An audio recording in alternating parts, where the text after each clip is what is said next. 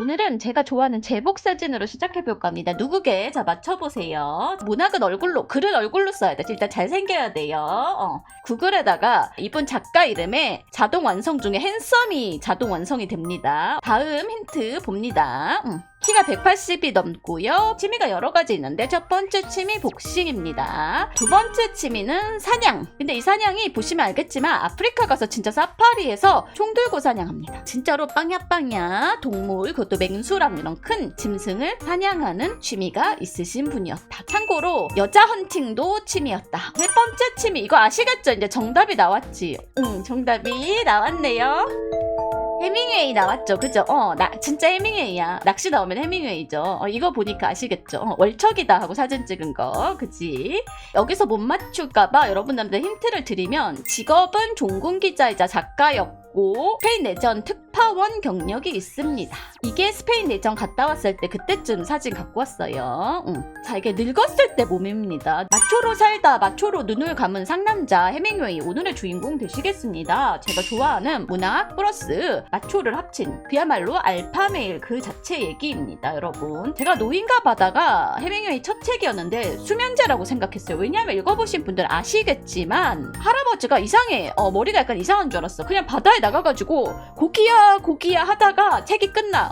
그래서 이게 뭐야, 책 환불받아야 되나 했거든요. 근데 해밍웨이 개인의 인생사를 알고 나니까 작품을 다시 읽으니까 맛이 달라져. 해밍웨이 작품 자체를 문학평론가들이 하드보일드 장르로 묶습니다. 왜냐하면 본인이 전문 기자로 스페인 내전 취재하고 파견돼서 몇 년 동안 스페인에 살면서 취재를 했던 경험을 살려가지고 무기여 잘 읽거라, 누구를 위하여 종을 울리나 같은 작품들을 쓰시기도 했고, 그 다음에 저시자에 가입해가지고 봉사활동을 하면서 얻은 소재를 경험으로 도창적 스타일의 글을 썼는데 한마디로 정의하면 영어로는 맨리, 남자답다 라고 합니다. 맨리. 본인 취미 자체가 여러분 제가 보여드렸잖아요. 취미 뭐라고 했죠? 복싱, 헌팅, 낚시. 이걸 어떻게 할 수 있었냐? 일단 태생 자체가 약간 금수저였습니다.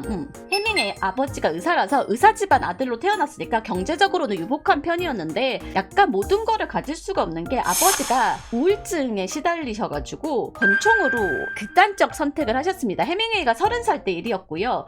이런 성향도 자식들한테 약간 유전이 되나봐요. 그래서 해밍웨이도 그렇고 해밍웨이의 형제들도 이런 성향을 물려받아가지고 예술적 재능도 있고 다 IQ도, 지능지수도 높고 감수성도 예민하고 다 좋은데 우울증이랑 광기, 불안장애 등을 형제들이 다 골고루 물려받았다라고 합니다.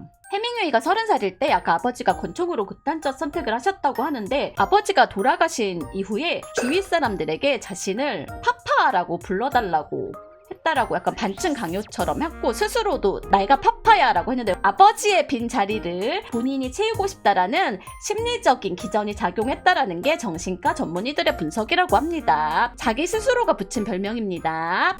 해밍웨이는 스페인 내전이 1936년부터 1939년 동안 벌어질 동안 몇 년 동안 스페인에서 직접 살면서 해외 특파원 생활을 했습니다. 그래서 특파원 생활을 마치고 돌아와가지고 글을 썼습니다. 1940년에 누구를 위하여 종을 울리나를 써가지고 이 책을 가지고 세계적인 작가로 발돋움을 했습니다. 이름을 알려지게 됐는데요. 요즘으로 치면 누구를 위하여 종을 울리나를 써가지고 대박을 쳐가지고 셀럽이 됐습니다. 뭘 할 때마다 기자들이 우르르 붙어가지고 그게 일거수일투족이 언론에 보도될 정도의 셀럽이 됐습니다.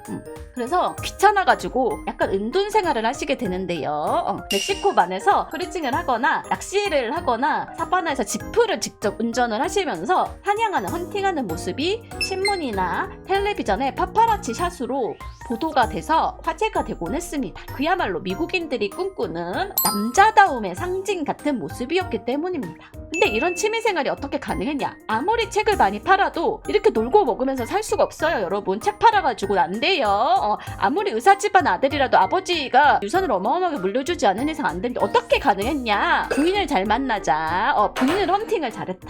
취미생활은 두 번째 아내 덕분이었습니다. 두 번째 아내 폴린이 부자였어요. 어마어마한 유산을 산속받은 산속녀였습니다. 합니다. 그래서 아내 덕분에 돈이 많이 드는 취미생활을 실컷 즐기면서 남는 시간에 여가 시간에 글을 써가지고 세계적 작가도 되고 그럴 수 있었던 거죠. 그런데 말입니다. 이 안락한 삶은 제공하는 두 번째 아내 폴린과는 이혼을 합니다. 아내가 총 4명이라고 했어요. 여자들에게 강한 남자의 모습을 과시하기를 즐기는 알파메일이었다고 해요. 그래서 사냥을 좋아했대요.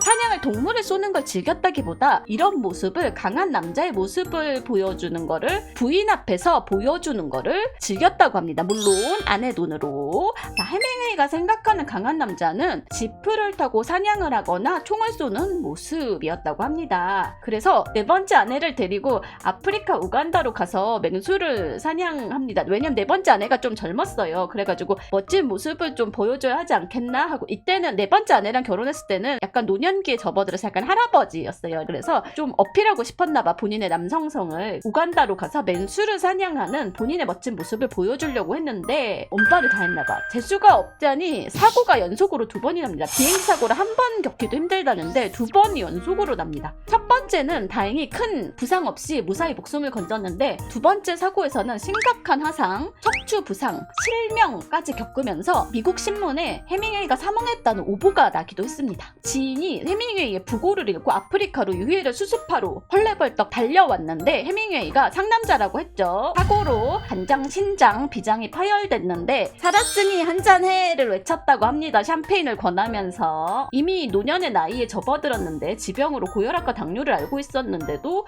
그때도 정신 못 차리고 술과 담배를 즐겼고요. 젊은 아내와 방탕한 생활을 즐겼으니까 알파메일 중에 알파메일이었죠. 그쵸? 노년에도 키 187에 몸무게 97kg을 유지한 마초의 거구였습니다, 여러분. 근데 2번째 비행기 사고를 당하고 나서 근육이 쫙 빠져가지고 어떻게 됐냐면, 제가 사진을 보여드릴게요. 4번째 아내랑 아프리카 여행에서 사고 전에 찍은 모습입니다. 할아버지가 이런 모습이에요. 키도 크고 어깨 떡 벌어지고, 그죠? 멋있죠? 사고 후에 머리랑 수염이 하얗게 새고 허리가 구부정해지고 근육이 쫙 빠져가지고 이렇게 돼버립니다. 바람 빠진 풍선처럼 쪼그라들어서 노인의 모습이 되어 주변인들이 놀랐다고 합니다. 왜냐하면 술과 담배를 안 끊었거든, 이때도.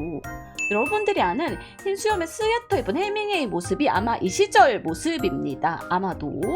사고 후에 늙고 병든 이 상태가 됐을 때부터 주변인한테 내 귀에 도청장치가 있어, FBI가 자신을 감시한다고 호소하면서 정신적으로도 무너지는 모습을 보여주기 시작합니다. 근데 나중에 진짜로 밝혀졌지. 컨피덴셜 해밍웨이 감시 기록 이러고 나왔죠. 그죠? 쿠바 가서 체게바라랑 사진 찍고 그래가지고 그랬죠. 어쨌든 그래서 노벨상을 받았는데 건강상의 이유로 노벨상 시상식에까지 불참을 합니다. 노벨상을 받아서 굉장히 기뻐했지만 FBI가 나를 감시해서 몸이 너무 안 좋아서 도저히 비행기를 타고 외국에 갈 수 없다라고 해가지고 본인의 평생의 영광인 노벨상 시상식에까지 불참하게 됩니다. 게다가 이때부터 이 모습으로 수시로 주변 사람한테 파파는 죽어버릴 거야 라고 말하면서 주변에서도 걱정이 굉장히 많았대요. 그래서 가족들이 정신과 치료를 권유했으나 상남자는 정신과에 가지 않는 거야 하고 진료를 거부했는데, 그게 그도 그럴 것이 여러분. 어쩔 수가 없어. 그때는 요즘처럼 다양한 우울증 치료제가 없었어요.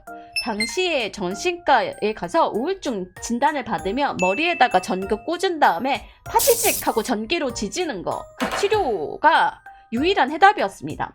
그래서 전기 치료를 받은 우울증 환자들은 그 심한 트라우마를 남고 기억력 장애 같은 거에 시달리게 됐습니다. 그래서 환자들이 정신과 진료를 기피하는 원인이 되었고, 해밍웨이도 주변에서 우울증 치료를 받은 지인들이 침 질질 흘리고 이제 그 기억력 장애를 앓고 그런 모습을 보면서 정신과 진료를 굉장히 꺼렸다고 합니다. 그래서 끝까지 정신과 진료를 거부를 했다고 합니다. 몸과 마음이 완전히 무너진 해밍웨이는 1961년 7월 1일 드디어 올 것이 오고야 맙니다. 평소에는 아내랑 금슬이 좋아서 이 나이에도 그래도 같이 한입을 덮고 주무셨는데, 이날은 어쩐 일인지 나 따로 잘게 하면서 말한 뒤에 방을 나가셨대요. 방을 나가셨는데 갑자기 서랍을 열었다 닫는 것 같은 뭔가 큰 소리가 나더니 엽총을 사용해서 그만 극단적인 선택을 하고 말았습니다. 권총도 아닌 엽총, 역시 상남자라고 해야 되나요? 죽음까지. 근데 장의사가 굉장히 고생을 했다고 해요. 미국은 관뚜껑 열고 마지막에 고인이랑 인사하잖아요. 권총이 아니라 엽총을 선택한 덕분에 머리 자체가 온전한 형태를 찾아볼 수 없을 정도로 처참한 상태여가지고 지인들만 있는 장례식을 할 수밖에 없었다라고 합니다. 그래서 파파라치가 멀리서 찍은 장례식 사진밖에 없어요. 부고가 이렇게 났다. 근데 나는 이게 진짜 악의적이라고 봐. 사진 잘 나온 거 많은데 굳이 이 기자가 이런 사진을 썼어요. 기자가 안티인가 봐. 무덤에는 지금도 그가 좋아했던 담배랑 팬들이 찾아가서 술을 이렇게 바치는데, 자, 여자는 못 바치니까 술이랑 담배를 이렇게 바친다고 합니다. 장례식의 구절 읽어드리겠습니다. 그의 작품 중에 태양은 다시 떠오른다의 한 구절을 낭독을 했다라고 합니다. 저녁이 되면 석양이 물든 지평선으로 태양이 지지만 아침이 되면 다시 떠오른다. 태양은 결코 이 세상을 어둠이 지배하도록 놔두지 않는다. 참고로 해밍웨이가 좋아했던 칵테일은 다이키리라는 칵테일, 데킬라로 만드는 다이키리, 럼베이스로 만드는 거 쿠바에서 많이 드셨다고 해요. 팬들이 지금도 가서 그래서 이렇게 좋아하셨던 술이랑 시가랑 담배랑 이렇게 바치고 있어요. 여자는 못 바치지만 이렇게 무덤에 바치고 있다. 자, 여기까지 오늘 해밍웨이 얘기였고요. 상남자가 문학을 하면 이렇게 된다.